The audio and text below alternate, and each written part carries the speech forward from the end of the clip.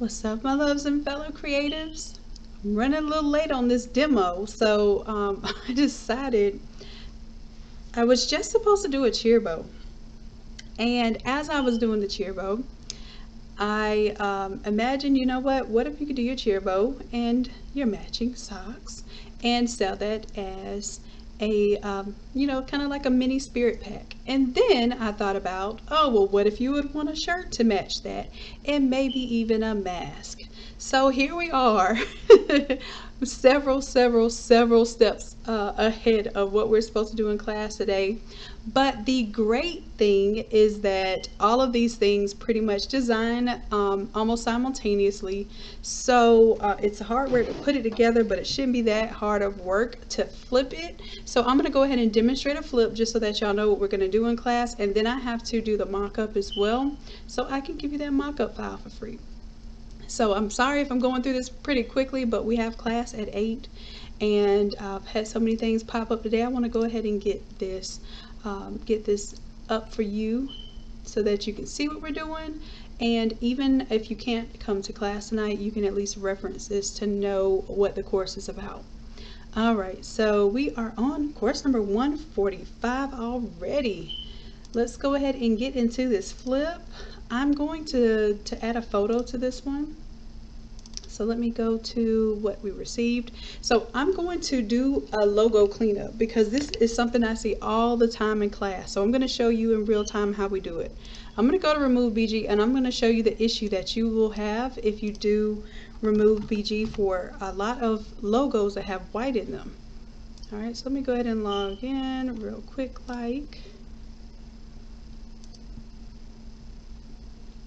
and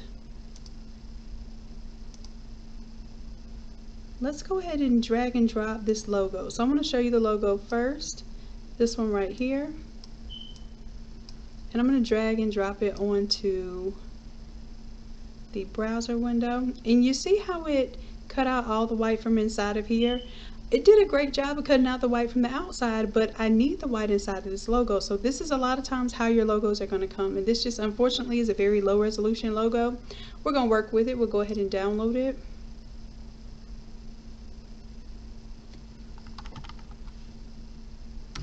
Alright, and what's going to happen is, because this is a smart object and a smart template, I'm going to go to the logo for the shirt. Let's double click,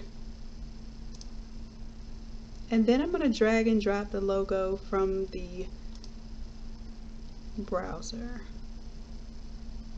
Where'd it go? I can pull it right in from here. Alright, and as we can see, we see that transparency there. It's not going to cut it, so let me show you my best resolution there. Is to take your magic wand, and now this is if your logo is closed up. If you have openings in your logo, this may not work, or this won't work. So I'm going to select the outside meat, and I have to have contiguous selected here. If you don't have contiguous selected, then it's going to select all of the light color internally and externally. So contiguous means whatever's touching. Alright, so I selected all my outside meat that's touching all the clear part on the outside. I'm going to select the inverse of that, and then I'm going to go to select and mask here.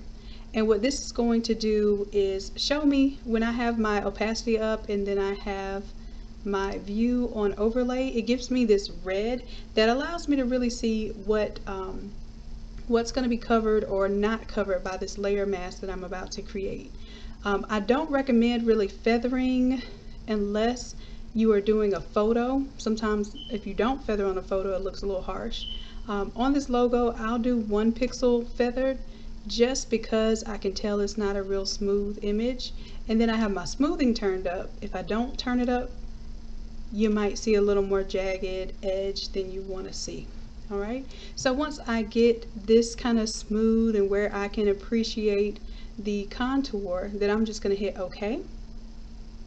And of course there's nothing there, it's just a selection. So I am going to make a new fill color, and it's just going to be a solid color, and let's do white because that's what was previously behind that. And then I'll just take that white and drag it underneath, and as you can see, it automatically created this layer mask that was selected or created by the selection, the marching ants that I had selected. So I'm good with this. I'm going to go ahead and close out and save it so we can update my smart objects. And here we go. Okay, so now I see that my bobcat color is maroon. I believe I have a photo I can bring in here too. So I'm going to show you what it looks like if we bring in a photo as well. Let's go ahead and pull that into Remove BG. Drag and drop it. Beautiful. Let's go ahead now. We can download the HD version of this one. And I'll just call this one Photo 1.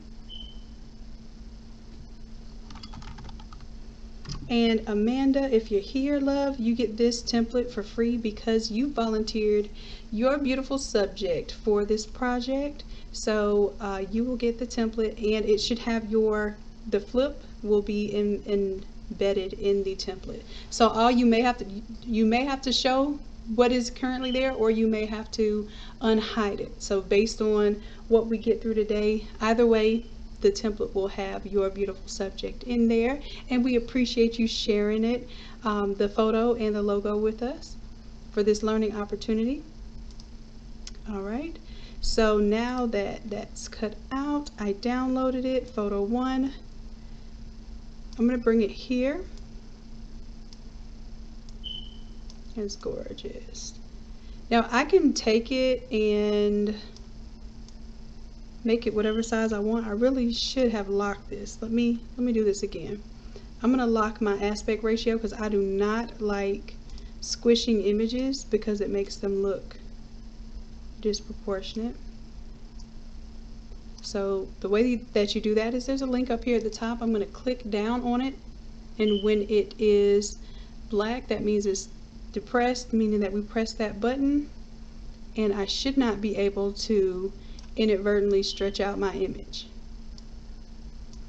Right, y'all know how I feel about hard lines, so let's go ahead and deal with that. What I'll do for this photo, I'm actually going to rasterize it, and then I'm going to make it into a smart object. And what that does is it allows me to open up that, and this will forever be a smart object that you can replace the image of. That way you don't have a whole lot of layers of photos on your template. Alright, so let's go ahead and fade off this bottom down here. Create a layer mask, grab your brush, and we just want a soft round brush. We're going to reduce the size of it a little bit, and I'm just going to drag the brush across these hard edges and just soften it up a little bit. I'm going to say yes to make these changes and let it update there. Perfect.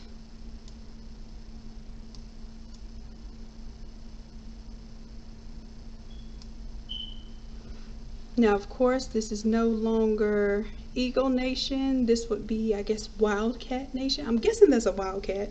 Let me know if you're here with me. Yes, Wildcats. Thank you, Amanda. So what we'll do, we'll flip it, and then, of course, I think I had eagles on there. I think what I'm going to do is keep this a very, very simple design that will change the word eagle wherever you change eagle, and nation wherever you change nation. So I'm going to change the word eagle into a smart object. So let's right click, and I'm going to convert it to a smart object. Well, how about this? I'll have a text layer. I'll put not smart. I'm not going to call it dumb, but it's just not smart. Let's do the smart copy version of it.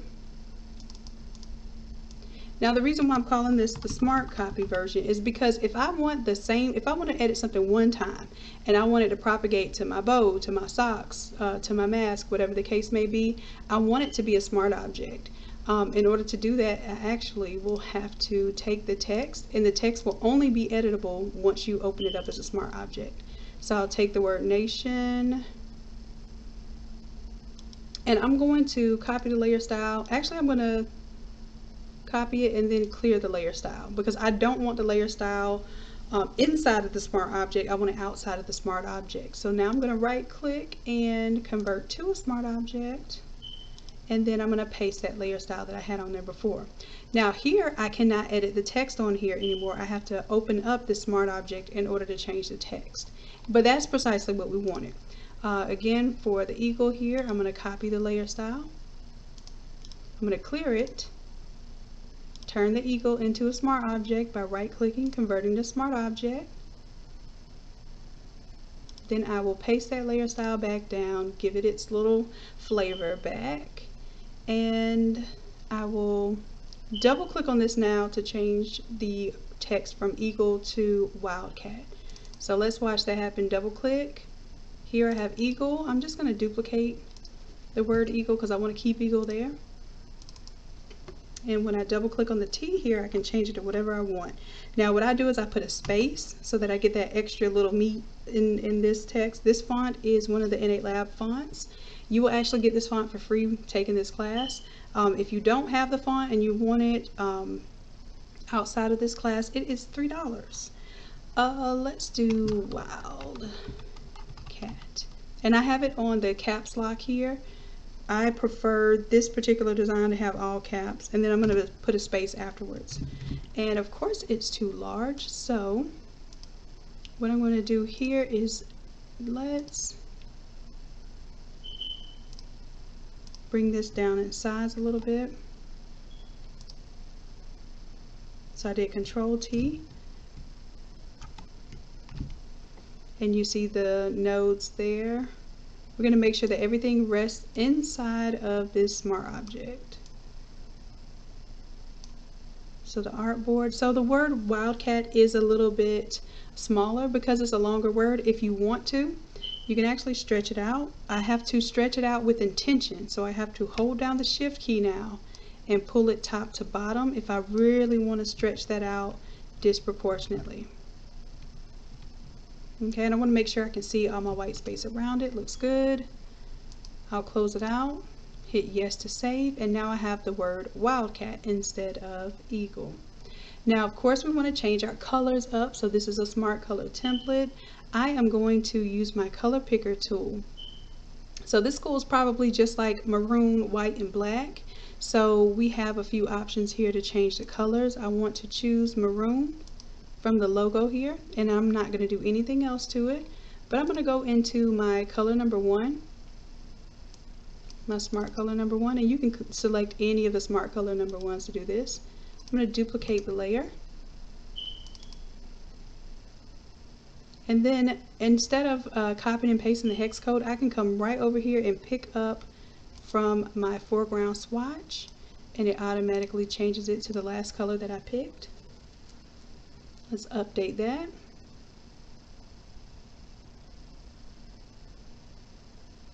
And then I have a gradient here. So one of my colors, my third color, is actually a gradient.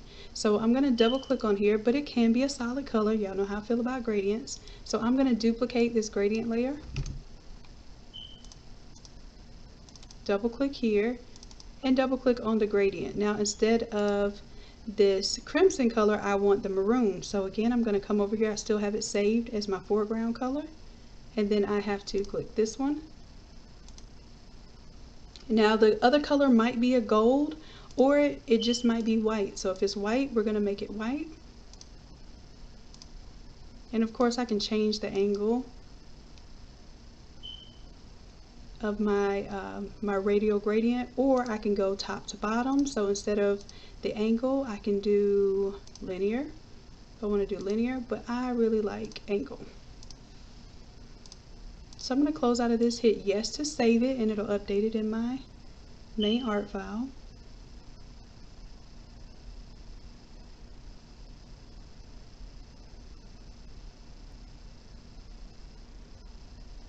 All right, and we also have a pattern that's in here. Like I said, I meant to do one little cheer bow, and then I got I got a little crazy. Let's do the 400 by 400 pattern. And same thing here. What we're going to do is we're actually going to open up the logo that we have either for the t-shirt or the socks, whichever one. It's the same logo, it's the same smart object, just different instances of it. So I'm going to double click the logo. So right now I have the logo open for the shirt, and I'm also going to open up this smart object logo for my pattern. I'm going to double click that, and I'm just going to drag, oops, I forgot we put a white layer behind this. I'm actually going to take these two things and merge them. Alright, so now that white background is part of the image here, and I'm going to drag and drop. And you see the difference between a vector and a bitmap. That equals vector. This Wildcat is a bitmap with a pretty low resolution, but I think it's going to work for us here. Alright, so now I'm going to turn off the eagle. I'm going to close down this logo, hit yes. Oh, so you know what? This one is, okay. So this is for my pattern. In order to keep the pattern file really, really small, because you don't want a huge pattern file, it is only going to allow you to keep one image, PNG image in there. Otherwise, it'll give you that error that asks you to save it as a different file type. But because I only have one layer here, it's going to let me save this as a PNG. And then once that PNG is saved, my pattern is now updated with the Wildcat. Alright, now in order to save this as a pattern, it's not a pattern quite yet, I have to go to Edit, Define Pattern, and instead of 400 by 400 pattern, I'm going to call it 400 by 400 Wildcat pattern. And automatically on my system, it has memorized that as a pattern and placed it into my pattern folder automatically in Photoshop. So now I can close out of this. I'm not going to save that. I will save this because this is our shirt logo right now. Okay, now the pattern just didn't update because you have to apply the pattern. You have to tell it where the pattern is going to go. So I'm going to zoom in here to my bow, since that's supposed to be our focal area here. I'm going to grab this existing pattern. Now I do want you to see I have a few patterns on here just to show you that you can switch out patterns. You can do no pattern at all, and I've included a nice little tie-dye reference in the back, right? Or you can do your Innate Academy one. That one's there, and of course True Colors is on there, so y'all can play with that. But essentially we want to make a new pattern area, right? So I'm just going to right click on this one and duplicate it. And then I'm going to change the actual pattern. So let's double click on the pattern, go to this drop down here, we pull all the way down to the bottom, then the last pattern that we created is right there. So you see your Wildcat there. Okay, and you can at this point change the angle, you can change the scale. Like that looks pretty interesting, right?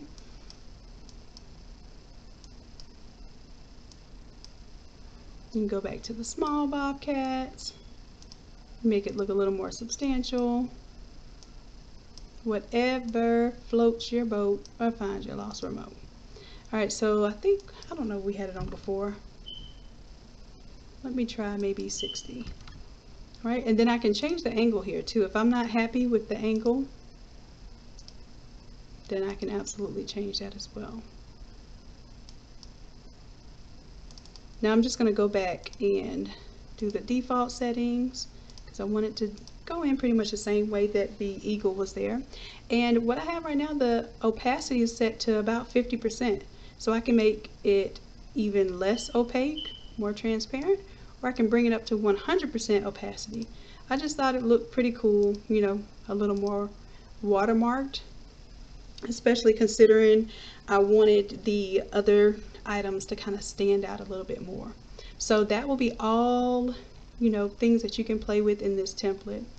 And of course I can take off my tie-dye in general. I also have glitter back here that you can use to color, and if you want to color that glitter, you just play with your blend mode. I'll probably put this one on.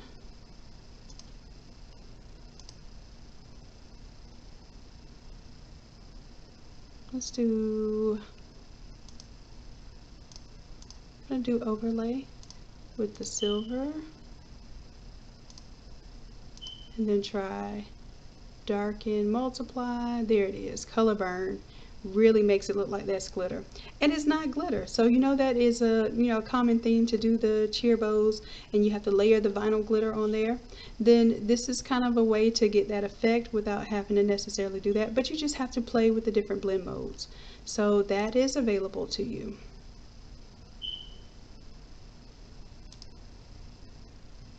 Turn my tie-dye back on, and then if I want my tie-dye on, I have to change my blend mode back to normal here, and I can see my tie-dye again with the recoloring of the smart color there. Alright, so because this is a pattern that you can change for each individual item, like let's say you want it really tiny logos patterns for the cheer bow, maybe you want a really oversized pattern for the socks, then you have that option. So again, I'm just going to duplicate this layer, turn off the previous one, and let's change this to the Wildcat. Now let's say for the socks I wanted to go a little bit bigger. And let's say I wanted it a little less transparent. Like I say, you have that full option there. Alright, so same thing here with the mask. Now what the mask is, it's just a rectangle. And for the mask, we're just going to go in and change the size of the base layer to whatever we need it to be. So for instance, this one is, I think Silky Socks has one that is 5 by 8.75. So that's what this one is, and I'll put Silky on there. So y'all know, I know a lot of you use the Silky Socks mask.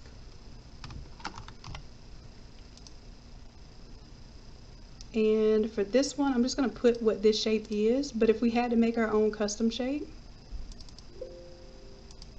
Oh, I locked the layer. Let me unlock it. I'll unlock it so we can change the size of it here. So this one is 5.5 by 15.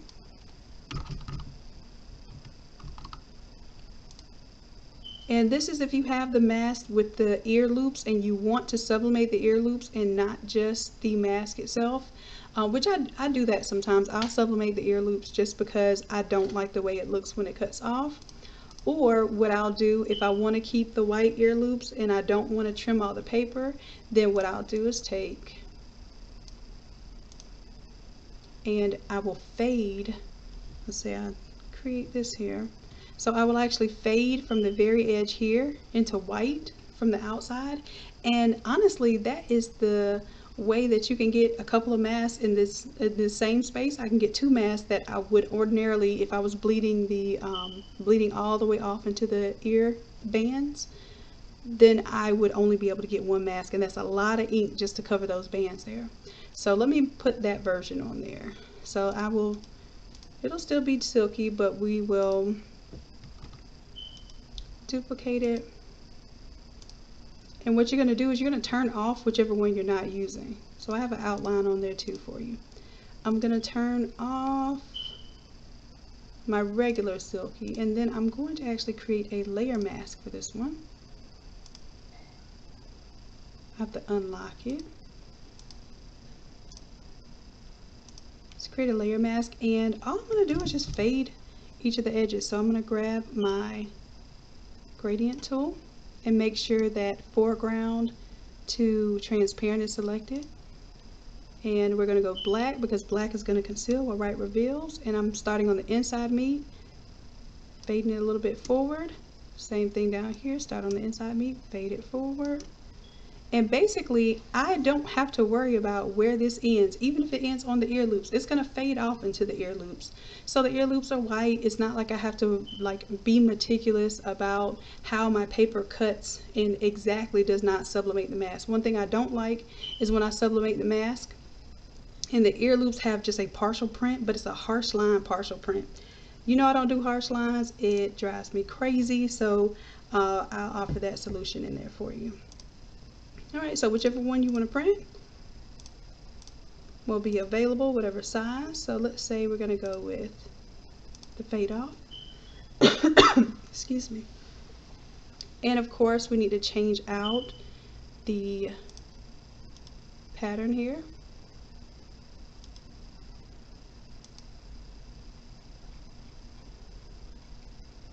Let's duplicate this pattern. Turn the previous one off. I'll double click to change the pattern contents, and I'm going to leave that just like so.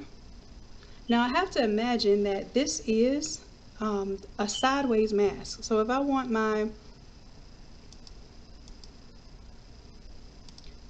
image to pretty much be the same.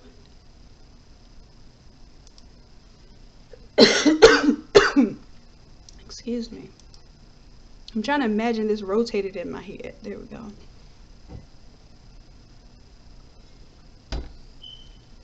Let me get my little water, y'all.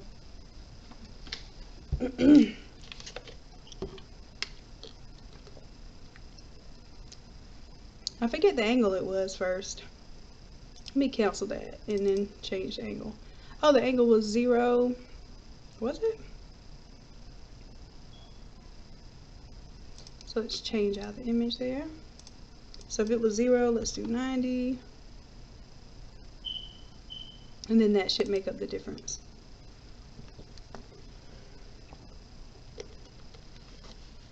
All right.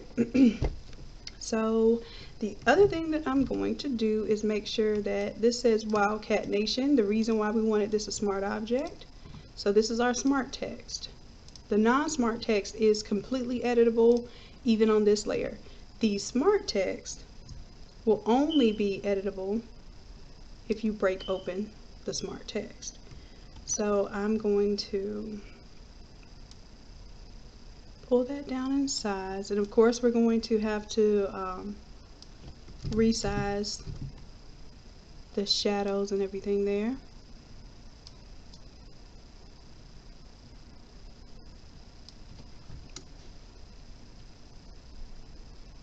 And just hit enter to lock in that transformation, and I'm going to go into each smart object here, and let's change the stroke and the drop shadow.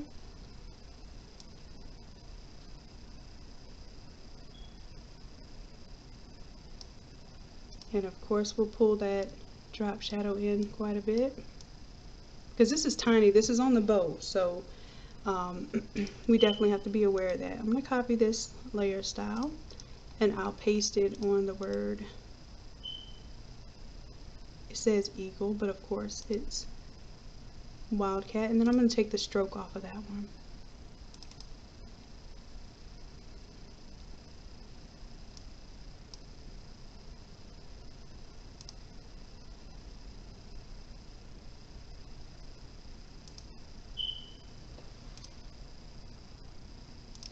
Alright, so the text for the bow now will actually be smart. Now, you know what? Let me undo deleting the other one, because you may want text that is completely editable. So I'll leave this here, and let's say you wanted to say something different from the shirt to the cheer bow, because sometimes the cheer bow is kind of like either a trash talking or, you know, funny kind of thing, and maybe you wanted to say go up here and Wildcats down here. You'll have that full capability, because this will be non-smart.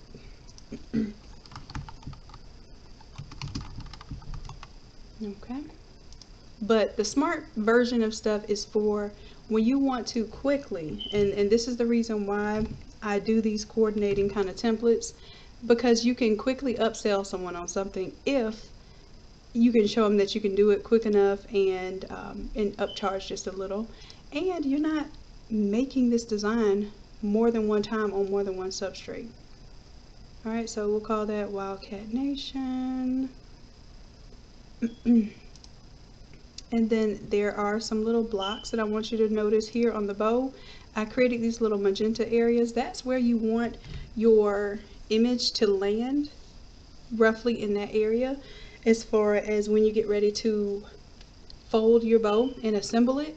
You definitely want to make sure that you're staying in this area. Alright, so let's see. We just have the pattern here, and you don't have to do the pattern on this background. you can take the pattern off completely. So for this one, we'll take the pattern off. I just want you to know it's there, and if you want it, you can recreate it.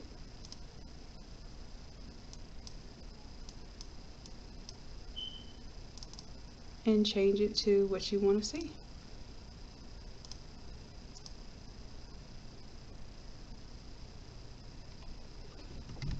And of course, with the smart colors here, you can choose, let's say for instance, for the word Wildcat, if I don't like it in the dark color, I can make it white. I can use my little gradient color there. I think the white actually stands out pretty good.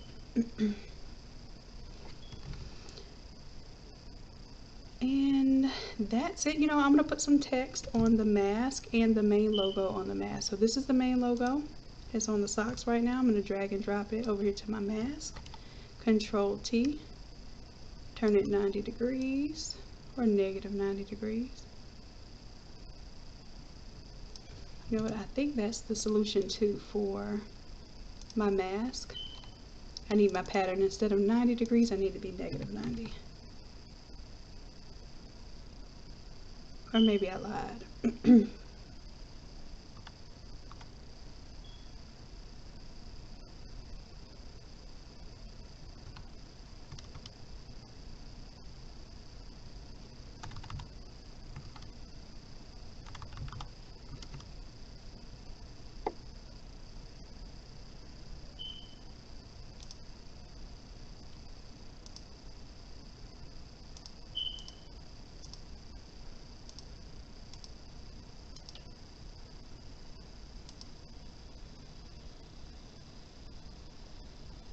I guess I'm just looking at it weird. We'll leave it at 90. And we'll leave it alone because I'm assuming that this is the top of the mask here. Alright, so let's do, oh, the text. So let's take the text from, we'll take the smart text from the bow. And I'm going to take this entire folder and Alt, click and drag it. That's making a copy. Control T. I'm going to transform this negative 90 degrees. And then this way we have a mask that has the logo plus the text.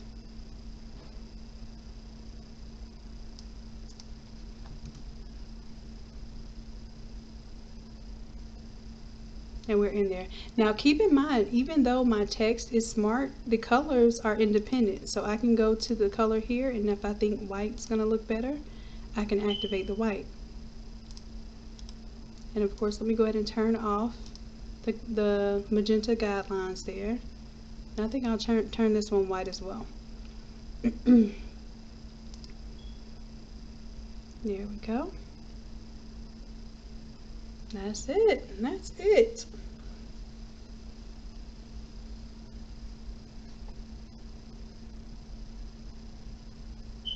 Okay, class is tonight at 8 o'clock. I'm pushing it, I know, but I got caught up trying to do this thing, and, well, not trying to do it, I did it. But it was just supposed to be the cheer bow, and I got carried away. So when I get carried away, it usually means bonuses for you all, right? So we will be able to export this as the artboards here. So I'm gonna go make sure I save first.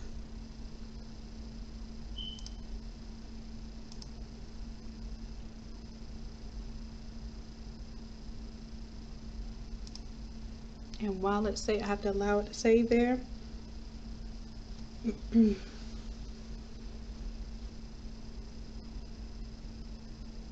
So what we may have to do, because I know some people take a little bit longer to download than others because these are kind of large files. What we need to do, because this is pushing close to 8 o'clock, and I'll go ahead and get this loaded up, but you may need a little more time to download.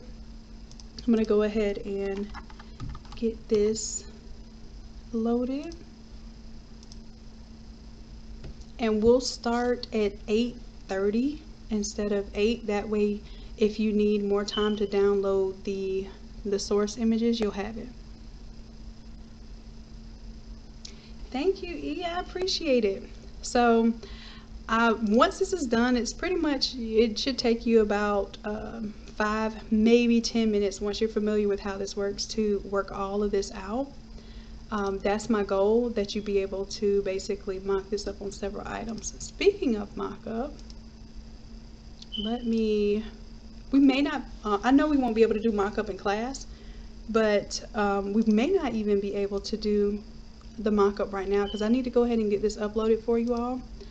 But what I'm going to do is go ahead and at least export these as Artboard Files.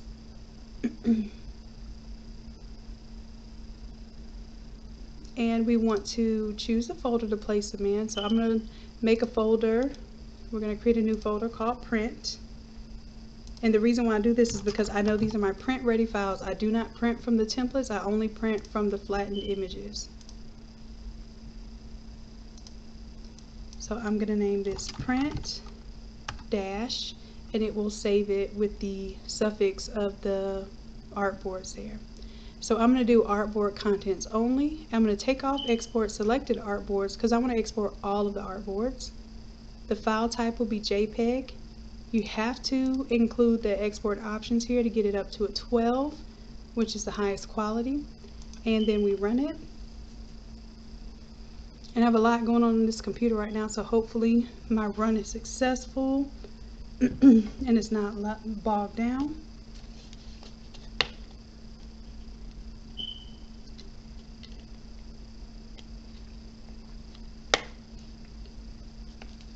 Oh, Nisha, this is a demo for the class. So the class, we will actually walk through this. I don't even show my screen during class. We only look at your screens, and I help y'all, and I walk you through each and every step of doing everything that I just did right now. And we go at the class's pace and not at my standard pace. So this will be course number 145 uploaded in just a moment.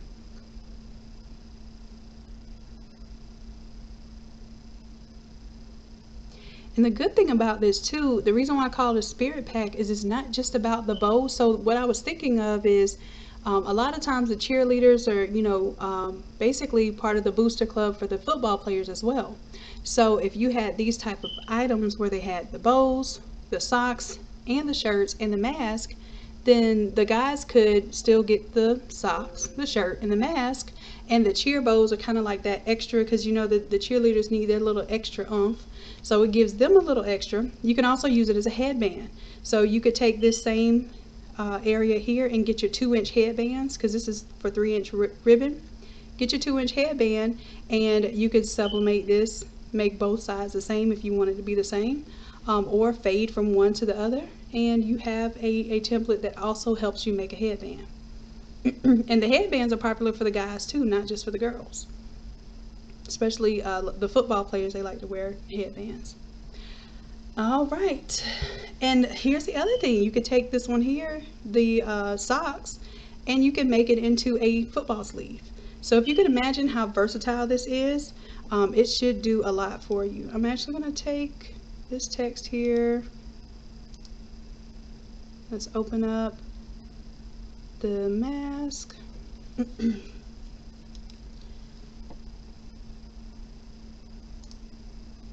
And I'm going to Alt, click and drag a copy onto the sock layer.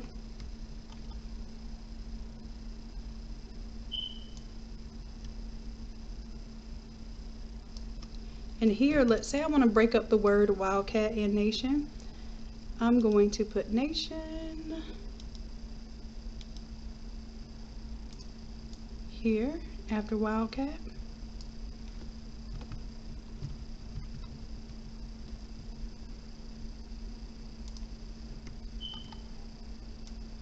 And I'll do this as if it's going to run down the back of the sock. So maybe the front is solid. You may even turn the logo off in general, or whichever way you want to do that. And then I'll place the text below the mascot.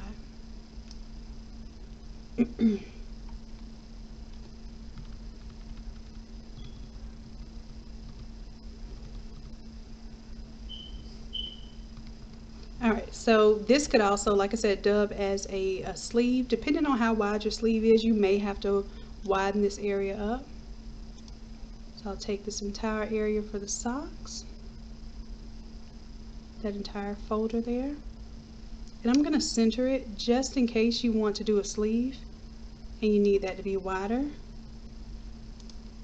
Then you can disable this layer mask and you can print wider.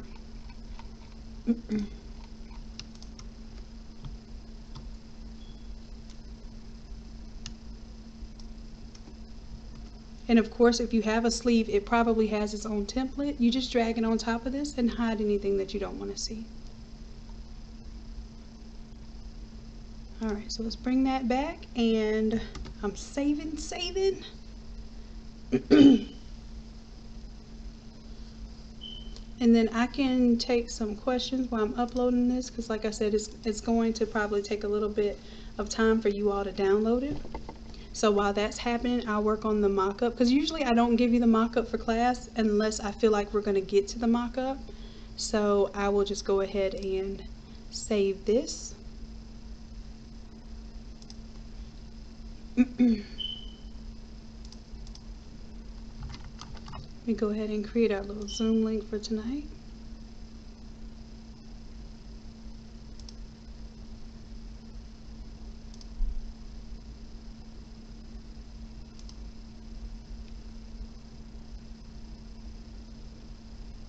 And this is class number 145. So let's grab this title here. There was something else I wanted to add to this too. I can't think of it right now, but I guess it doesn't matter because we don't have time to add anything else. Let's see.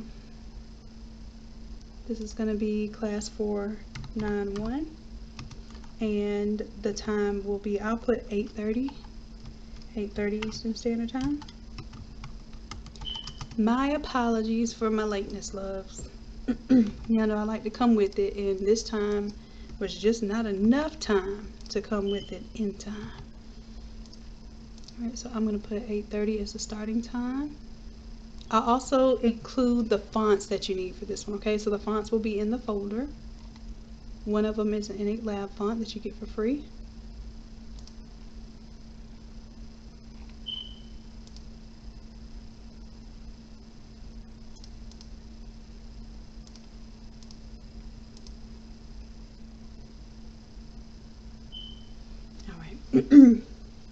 Thank you, E. And yes, if you don't mind sharing the Academy link, please, for those who are unfamiliar with the Academy, or who might be joining us tonight and just want that little shortcut there.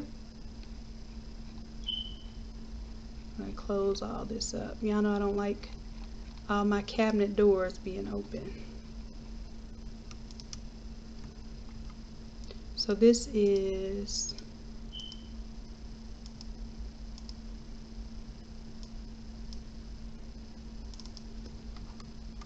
the right,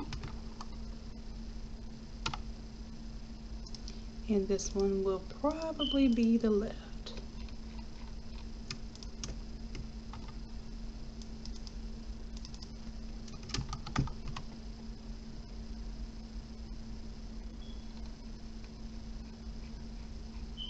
Alright, and let's see, the mask is on there, cleaned up, ready to go.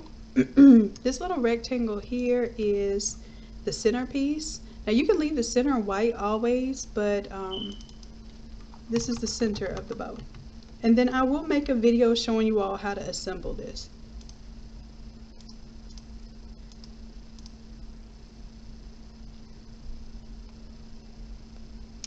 Alright, just cleaning it up for y'all.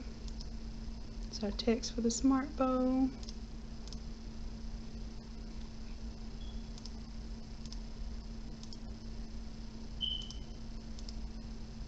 It's our little guideline of placement for our bow accents. This should be on the mask. There we go. And this text should be on the mask as well.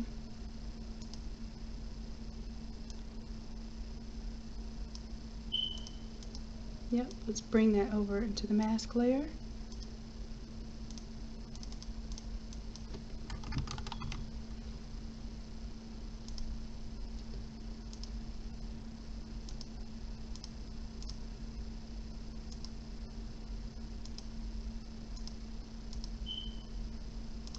This will be the logo for the bow. And you see why it's important to label everything.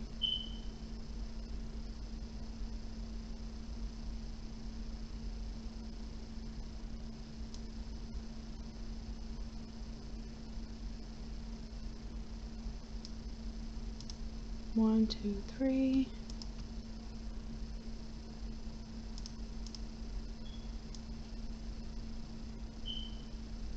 Bring the mask up here, and this will all be the bow. We'll group it and call that the bow. So if you're not doing a bow, you can just turn the bow group off in general. And possibly fit you some, some more mask or something like that to a page. Alrighty, let me save.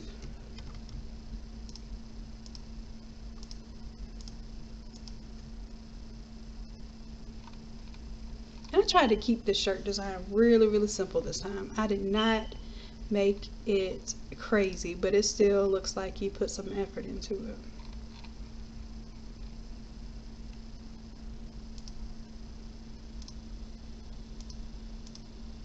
It looks like everything else is grouped and good to go.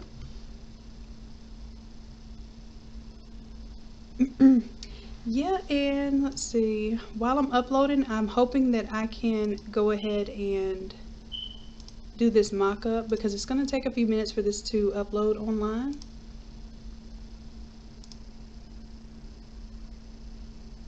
So let me go ahead and create this class for you.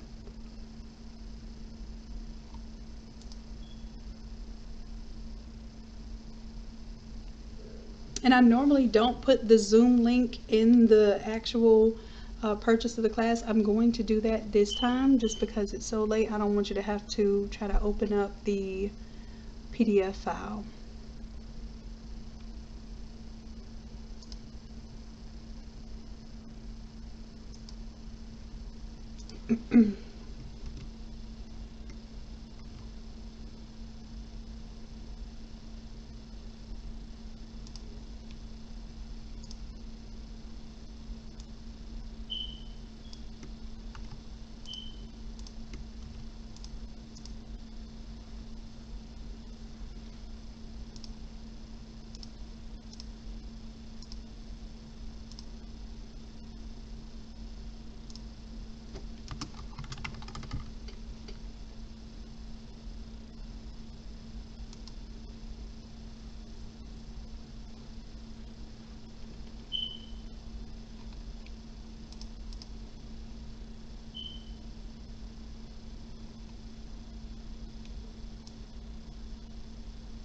Alright, and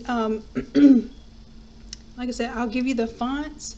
You'll have, the only thing you have to bring in is, you don't even have to bring in a photo. You could just do a logo. So at the very least, I want you to have a logo because I want you to have something to pick the colors from, okay? So even if you don't need the logo, just make something be a logo. It can be a logo, it can be a character, like a cartoon character that you want to use for, of course, for your personal use. It could be your favorite team. I suggest that you do something for your local market. Do something for your local football team or dance team, or something that you know that if you posted it on your timeline, whether you have a child in that group or not, somebody's going to see it, somebody's going to want it, and they're going to want to purchase from you as soon as possible. So that's always my challenge to y'all. Don't just do randomness.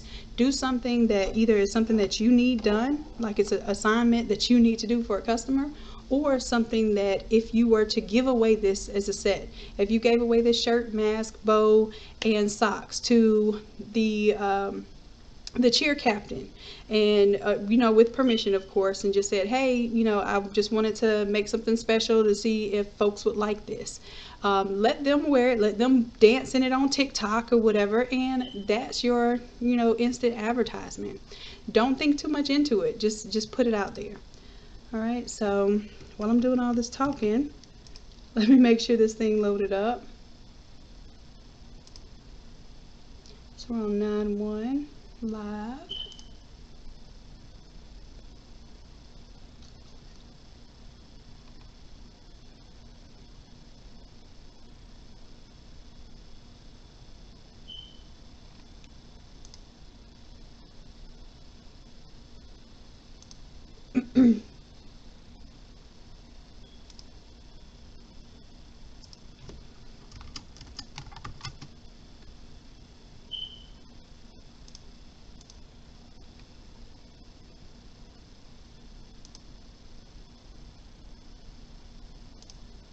And you won't have to worry about doing the quiz or anything for this one, y'all. Just go ahead and make sure you download it, and we'll get it together so that we're able to start at 8:30. And it really shouldn't even take us, we should still be done by 10 o'clock. Let me put it that way, because this looks very complicated, but the idea is that it kind of does a lot of the work for you. Alrighty. Let me make sure everything's saved here.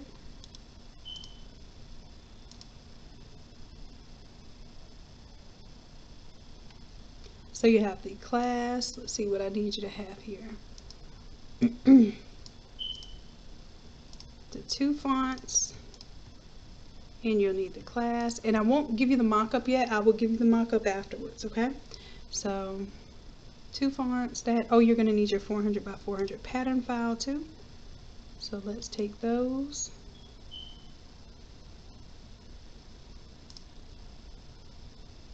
Looks like it's still saving that one.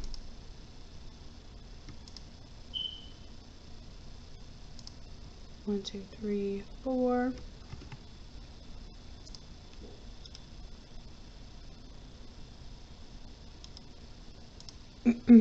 We'll call this 145 Innate Academy. So all you have to do is unzip it and place your photo and your logo in there.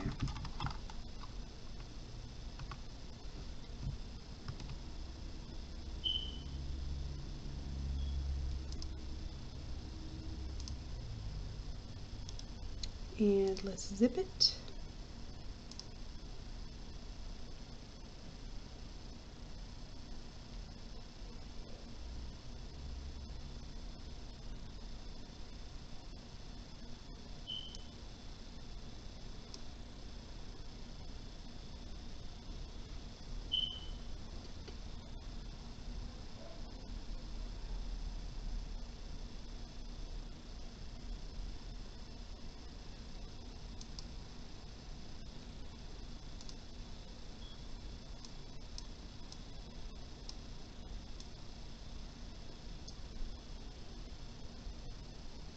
Alright, so it's uploading right now. So it's going to take a few minutes to upload. In the meantime, I'm going to see about making this mock-up for you.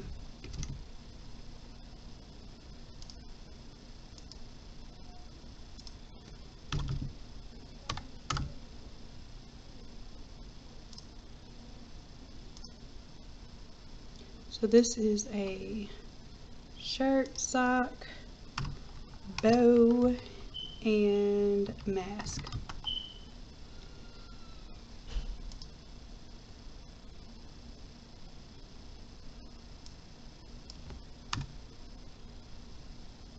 Template, and the hard part is actually going to be making the template matches the bow mock-up.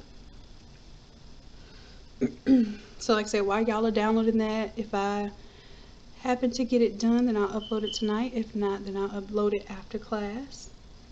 Looks like everything's loading just fine.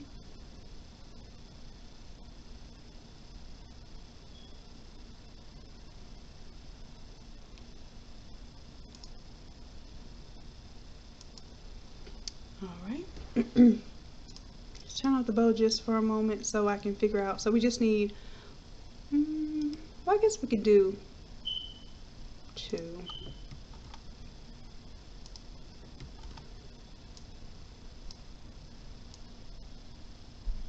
Maybe you can do 2 sets.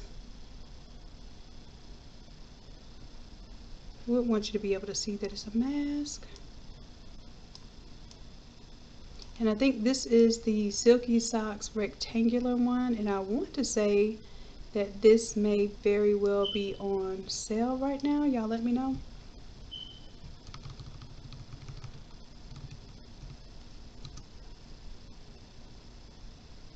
And we'll bring the bow in as well. I just want to make sure that everything's going to fit right here. So that. Are we missing something? The bow.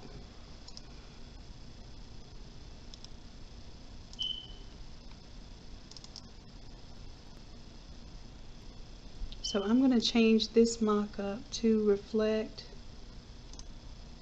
the print images. I'm just going to drag and drop from my folder. This is where I export it.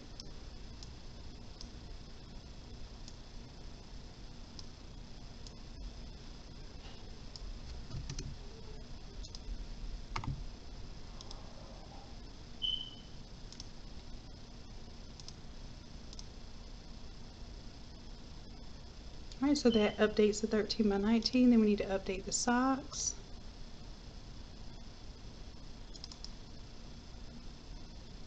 There's the art for the socks.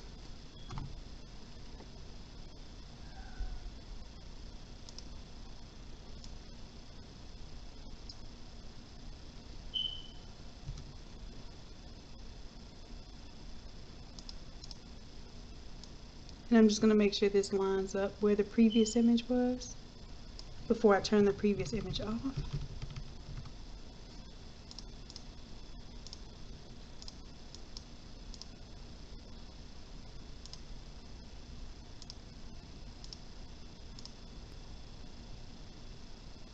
Alright, so that updated the socks there. And the mask.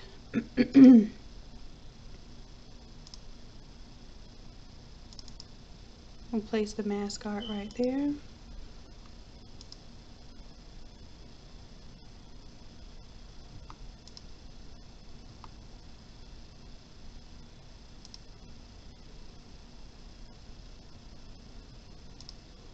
And in order to do this, I'm going to bring like this whole the cheer bow print page. We just need just this mask part. So I'm just going to make sure it fits in here. I didn't really do my due diligence to check to make sure it was going to have a good bleed area. I just kind of arbitrarily made my artwork kind of fit where I thought it would print well. And really and truly, you always, if you have a template, you want to make sure that you're abiding by that. So this fits good in this area. It's a recommended area to print. Alright, so I can hit enter now, lock in that transformation. So basically, whenever we bring in the other ones, it should be in the exact location here. So yes, we're going to save that. And that updated to my mask now. And you see how the image kind of bleeds off. And I think these are black straps, so you don't have to worry about sublimating that. And you don't have to worry about your print stopping exactly in the right place. It's going to fade off into that black and you're going to be a-okay. Let's see, I'm going to go ahead and do a drop shadow here on the mask.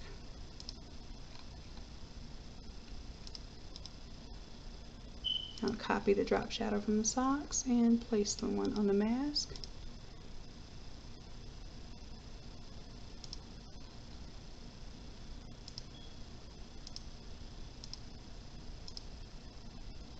I think this is just recoloring those straps black.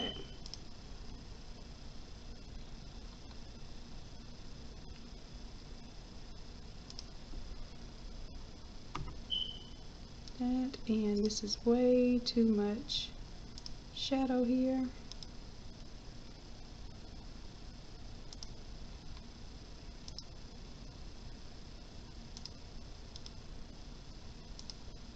So I just place the shadow on just the mask itself. Alright, alright.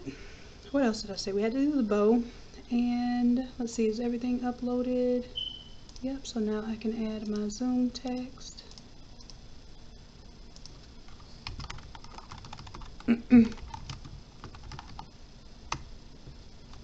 This will be called the zoom link.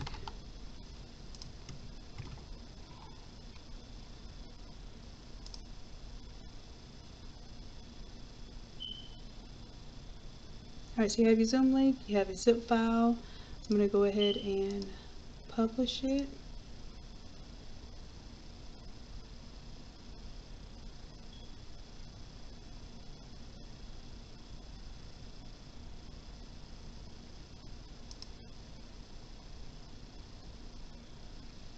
And then I'm just creating y'all's coupon code right now for the VIP members. You know, you get to see all of the fun stuff that I have to do to create every class. I'm gonna make this coupon code go for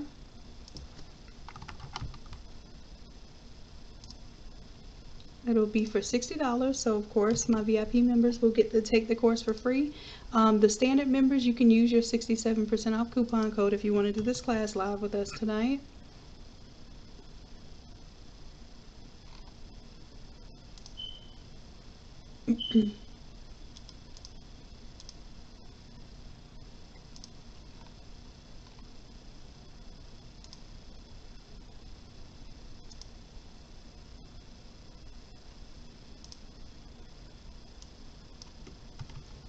And for my VIP loves, I'm updating the coupon code right now.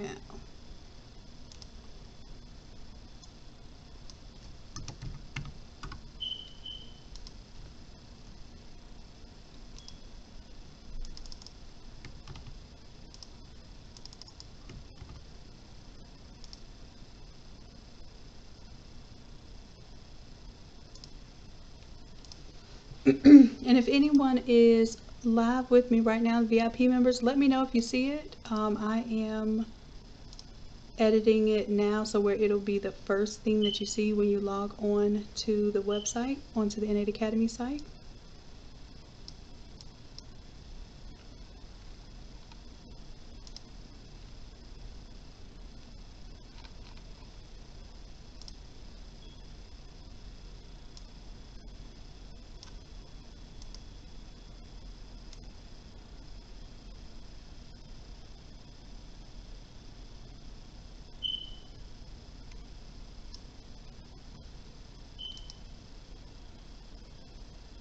Now it will have the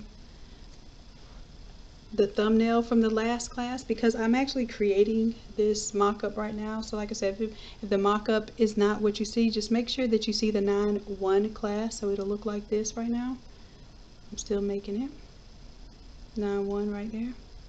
And I will update this as soon as I finish this mock-up. But you should be able to go ahead and download the contents, unzip your file and go ahead and install those fonts for tonight. And then I'm going to see if I can tackle this chair bow here. Looks like fun stuff. So I'm going to take the chair bow, let me rasterize the layer. Then I'm going to convert it to a smart object again so that it's a fully smart object.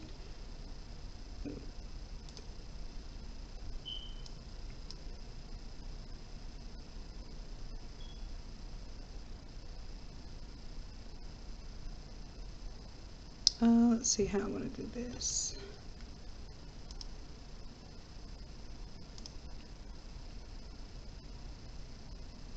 I think I'll pull it in here to update it. Let's see if that works. Yep. So let's do the multiplies the blend mode.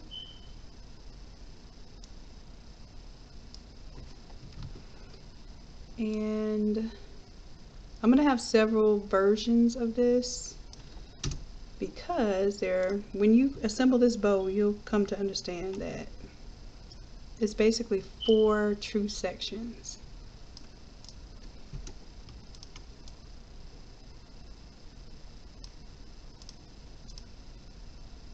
I'm going to turn everything off right now.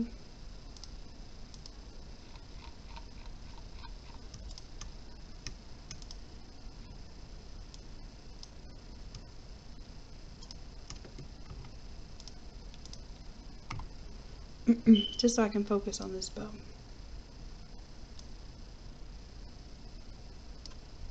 And what I'm doing is I'm resizing my initial image so that I know it's basically going to cover almost in real size. You're going to have a little bit of a bleed there. And yep, that looks about right. Maybe a little bit smaller.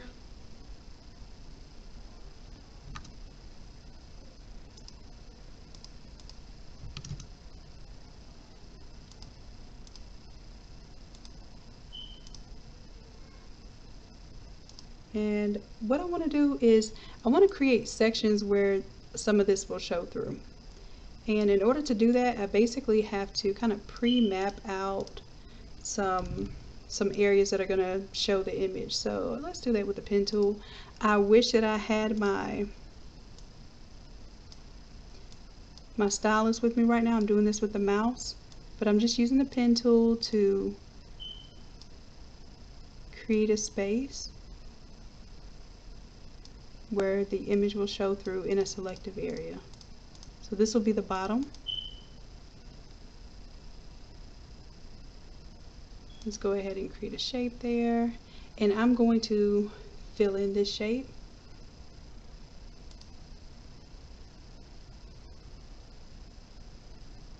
Let's go to my shape properties. I want to fill the shape and no stroke.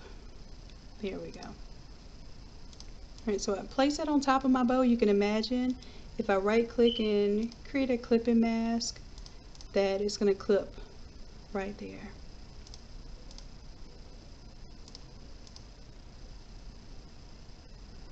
Alright, let's do the same thing with this one, and it's a kind of tricky because if you're ever wondering how to make your own mock-ups, this is exactly how you would do. Let's come here. It's got a little bit of a fold up, which would probably be white from the back. So I'm going to let it stay white.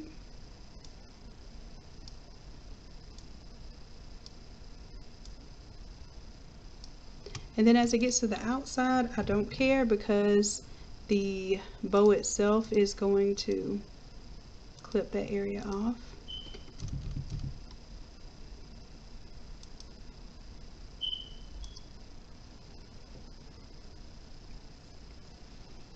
Let's make another shape there.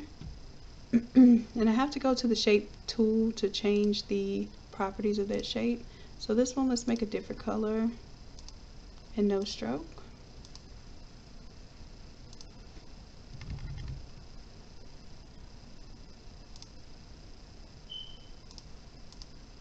And then of course we would do the exact same thing for this one. And again, you have to make sure you leave that inside white because it's going to be white unless you sublimate both sides of the ribbon, which I doubt you want to take the time to do that. It's not necessary, but it may be effective if you're if you want to make sure that white is nowhere in the design. So again, let's grab the pen tool.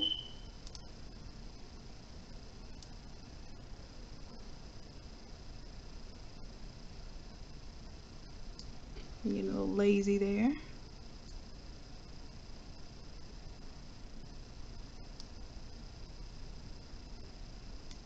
And it is really, I don't know what happened there.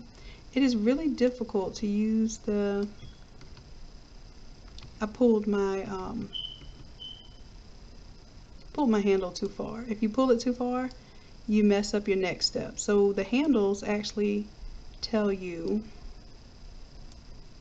your limitation for your next move. Here we go, and then I don't have to be careful out here anymore.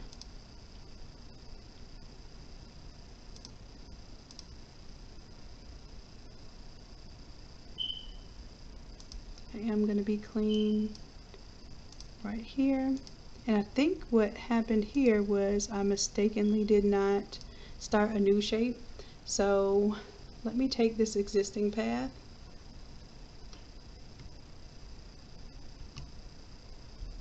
and then I'm going to do a new shape because this is a combined shape. I should have been on new. And I'm going to paste, edit, paste.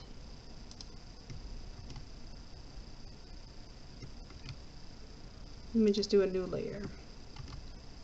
Paste it there. So it pasted it as a mask instead of actual shape, but that's fine too.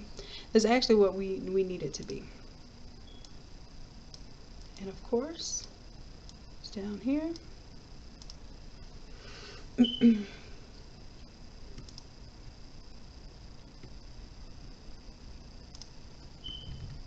All right, we need one more. Let's do a new layer. Control D to deselect. And this one, we want to leave the back part of the bow white. Let's grab my pen tool here.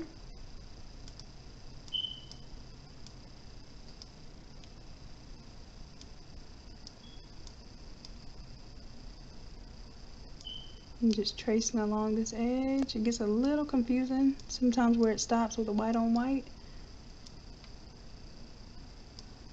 And then I can be a little reckless around here and then come in tight for the overlap.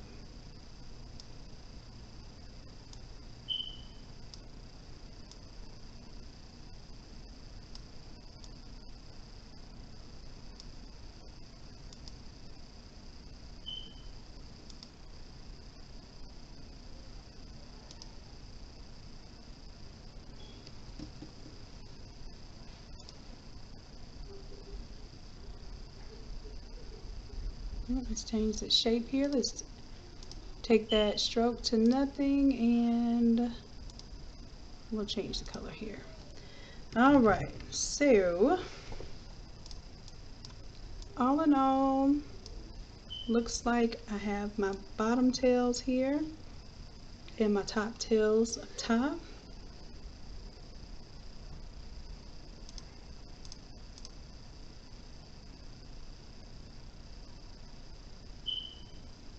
Vicky, it says 145. You won't see the mock-up for it because I'm working on the mock-up right now.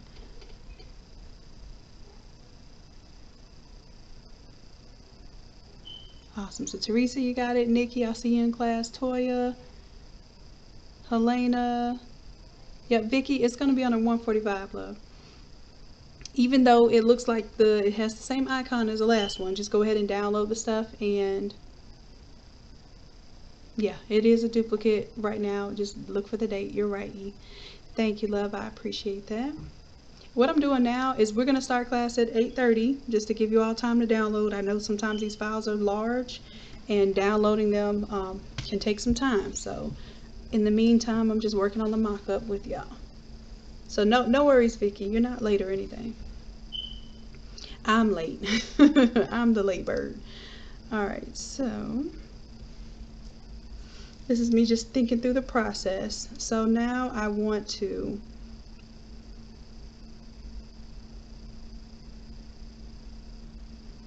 I'm going to take this image multiple times and just create clipping mask for it. So I'll bring it over here. Let's do, I'm going to release the clipping mask right now. And I'm going to duplicate this 4 times. So I guess we'll do top, left, then we'll duplicate, then we'll call the same file top, right,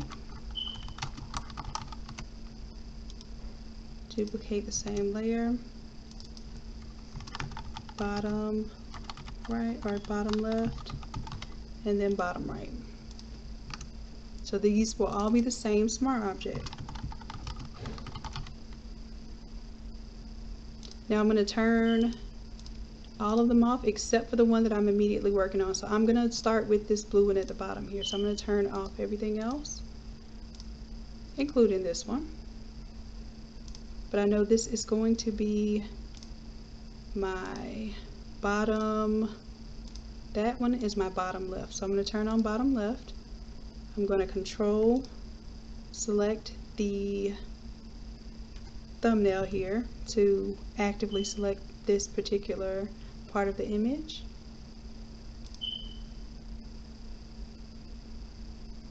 And then I'm going to create a layer mask with just that on there. Now it's on multiply, so I should actually be able to see like the grow grain ribbon, the texture. I should be able to see it through. See, I can see it through my artwork. Now the idea is here, I have to unlink this in the meantime. because I really want to rotate and get this just right. So it should be to the size that I need it. It's just that I may have to rotate and even manipulate it to make sure it looks good.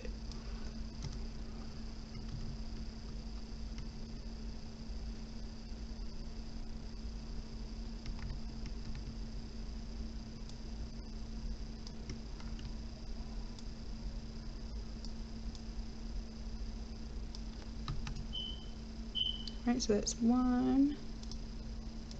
I can bring this down here, and now I can create a clipping mask so it clips to the bow. And I can really do some more work to make sure that it follows the wrinkles and everything, because I can use the puppet warp feature, and I may have to do that around the curves here. Just don't know, if we have enough time to do that tonight. We'll see. So the bottom right, I'm going to say it's this one.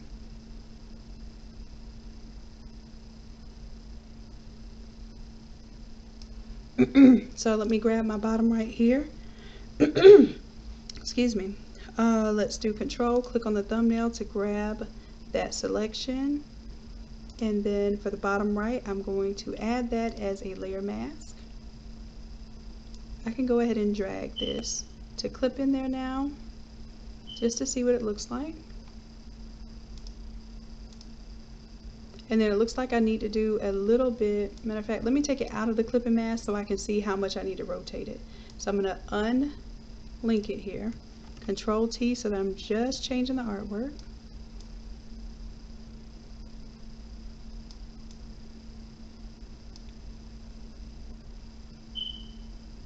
That looks good there. Let me show you what a puppet warp does, because I think I need to do that for this one. Let's go to edit. Let's do our puppet warp.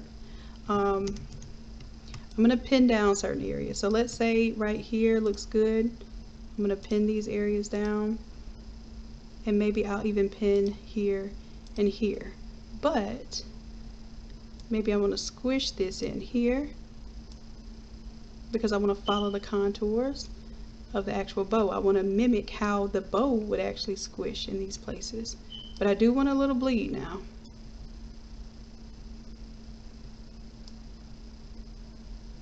I think I might have messed up my little bleed right there. Calm down, Photoshop. It's okay. Alright, so I did manipulate that just a little bit, and I'm going to drag it to clip to my existing bow now. That's looking a little realistic, right? Now the top part over here, this is what they call a TikTok bow.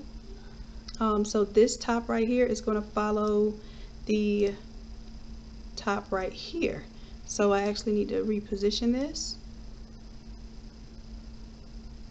Let's see, so yeah, this one is going to be a continuation of this one, and of course this one is going to be rotated quite a bit because it's going to follow more or less the lines of that fold.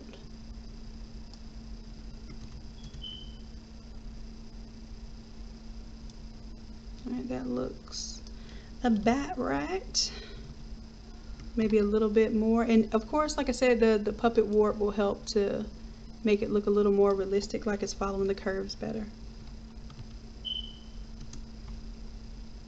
Alright, so this one I need the top right layer mask, which would be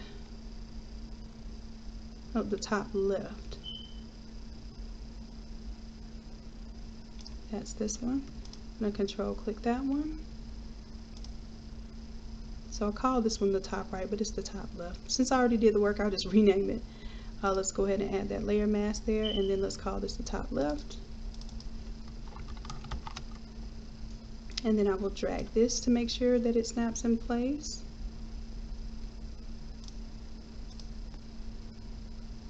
Oh, what I did not do, I think I traced the outside here, but I need to definitely come in here and take the color off of this area right here. Pen tool. I'm gonna kind of swoop in here.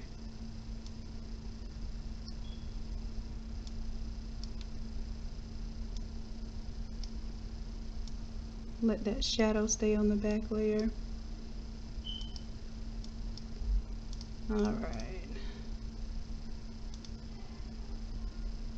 So I'm just going to make this a selection. And then I'm going to take the selection away from what is existing. Alright. So let's go ahead and remove this area. I can do so with my brush, or I can actually just go to the layer, let's see, the layer mask. I lied. What is it that I want to do? On my layer mask, layer, I drew a blank just now.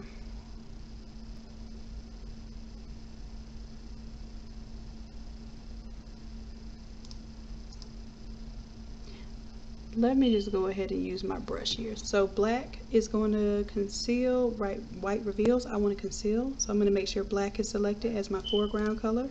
If it's not, I hit here.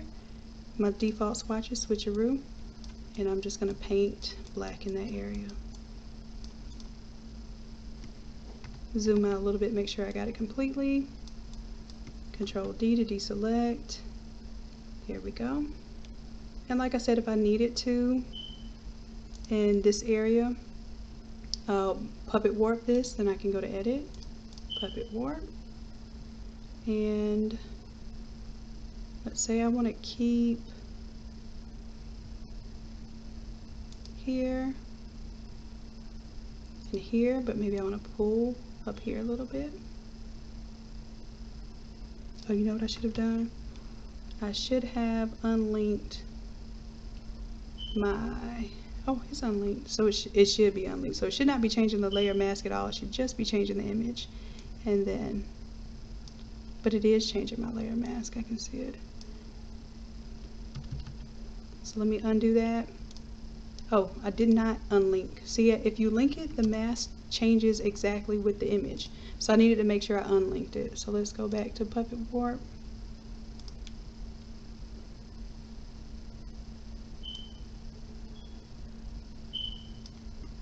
Yeah.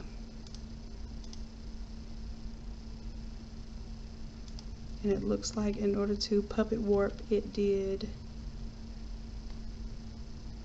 Oh yeah, I don't want y'all to do puppet warp. I just thought about that. Because puppet warp, if you notice, is it still a smart object? It might be. Yeah, it's got a smart filter. Okay.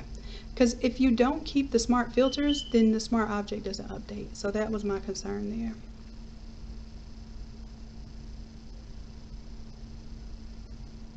Alright, so I can edit this. I'm going to choose to edit it without, I'm going to delete the layer mask since it's already down there. I'm going to choose to edit it without the layer mask, just so I can make sure I can see what I want to see. So let's go to edit and puppet warp. Again, I'm going to let it stay here, stay here. I'm going to kind of pull it up here and squish it here and here. Let me grab it and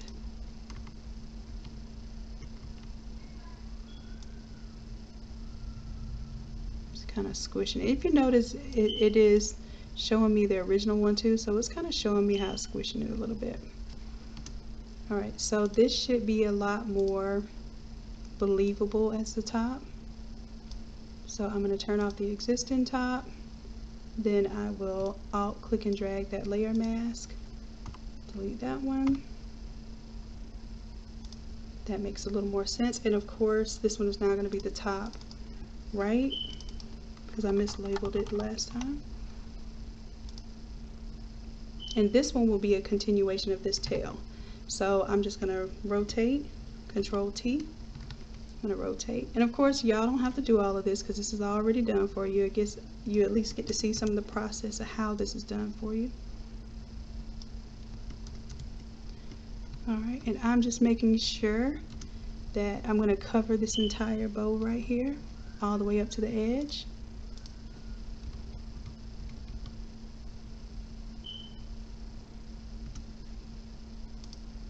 I'll grab my top right, which is here. add that as a layer mask for this one. And then I will crop it to the image here, or create a clipping mask. So that's it. That pretty much is the mock-up. I can get rid of these now. I have my little bow and I have everything else. So now the bow, I'll make a group for that. Call it bow, B-O-W. Let's drag and drop it above the mask. And now we can Control T and transform it.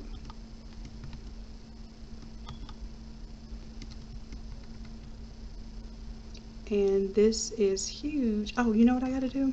I totally forgot, and I'm glad that happened. I have to relock. You know, I unlocked all of my layer masks from my images. I have to come back and lock them again.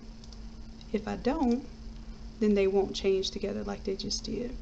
And if I take everything here and only move it by the folder here, then I can resize the folder.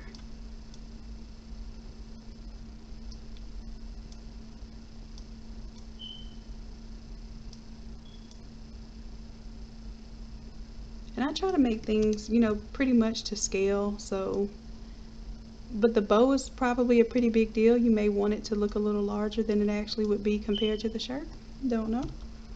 But let me go ahead and grab that shadow that we did on the mask. We'll do a drop shadow. I'm going to copy that layer style and I'm going to paste it to the actual image of the bow. Let's paste that layer style. So now the bow has a drop shadow as well. Phew! Alright. So we are about to start class now. It is about to be 8:30, so we have 5 minutes before class. So y'all have any questions? I think everyone was able to download your stuff. I will upload the mock-up later. Obviously, I just got this mock-up done, and I will update it to show an alternative design here. As a matter of fact, no, I won't. Oh yeah, I will, because I want you to show one with the photo and maybe another one with an alternate way that it looks. So I will update this mock-up for you. Let me save it though, because we did a lot of work and I was not doing the save dance. But you get an idea of how these mock-ups are done, and if you have your own substrate, how you do it. If you're using these smart objects, how helpful they can be in designing more than one thing at a time. So I hope y'all are appreciative of this type of stuff. I hope this is helpful for your businesses, and if it is, let me know by letting me know that you like this type of stuff, because I will continue to make this type of content. Alright, so let me get off of here so I can take a little swig of water and get on to class. So I will see y'all in just a few minutes, and for those of you who are not attending class, then I just want to bid my farewell. Y'all know how I do. I love y'all, and until next time, bye.